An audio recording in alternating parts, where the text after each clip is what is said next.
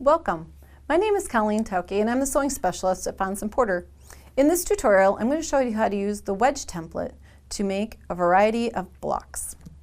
So we have a wedge template here on the sewing center, and you'll notice that there are columns of numbers printed right on the tool.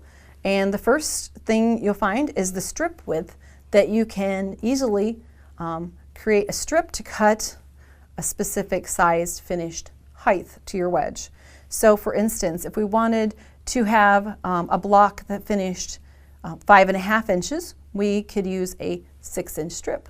A great quick reference for us to use. So let's see how we can use it. The quilt behind me was made all from strips. So here we have a stack of blues, a medium, a light, and a dark, similar to the ones, not exactly the same, but similar to the ones used in non-CB said Patria that was designed by one of my co-workers. So we are using a 6-inch strip here, and I've stacked up the fabrics.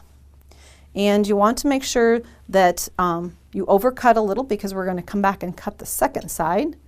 So down through the stack here, and then we can rotate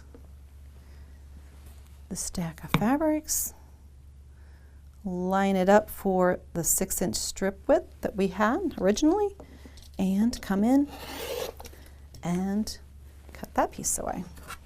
The nice part is I've stacked 3, and that's what it takes to make these blocks. So now I would have the dark, the medium, and the light piece that go into the one of the finished blocks in this quilt. So here's what the quilt block looks like. We're going to be joining these pieces together and pressing seam allowances in one direction. And here I have one already stitched and pressed, and you'll notice the seam allowance is in one direction there. And then you will notice that this block isn't a square because it's made with wedges. So what I want to do then is to go back and cut a 6-inch block out of this using a square ruler, and I can show you quickly how to do that. Okay, the 6-inch square fits from corner to corner on the narrow end, and we can use the larger rotary cutter, and we would take off a wedge here, and it's just a little tiny piece, and then come back on this side, square up for a 6-inch block, and you're going to have just a narrow wedge, so there's really not much waste, but you get this fun tilt of the blocks here.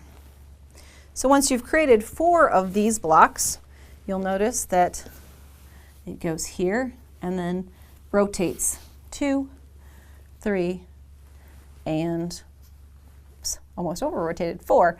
And that's a similar 4-patch unit by joining 2 blocks together here, 2 here, and then through the center, you've created basically a 4-patch. But how fun it is in this quilt. Now the other style block that's in there is one made just from strips. And since we've already created short strips, we can also create longer strips like this. By joining and alternating the red and white, kind of like a flag stripe, we can get this kind of a block. And again, it's going to be wider at one end, narrow at the other, and follow the directions. And you can take off those wedges on each end, and then you would have the blocks for non-CB said Patria. Now we also have patterns like Ode to Blanche, Split Rail Fence, and Rosie's Charm, using the wedge template in different patterns. Thanks for joining me.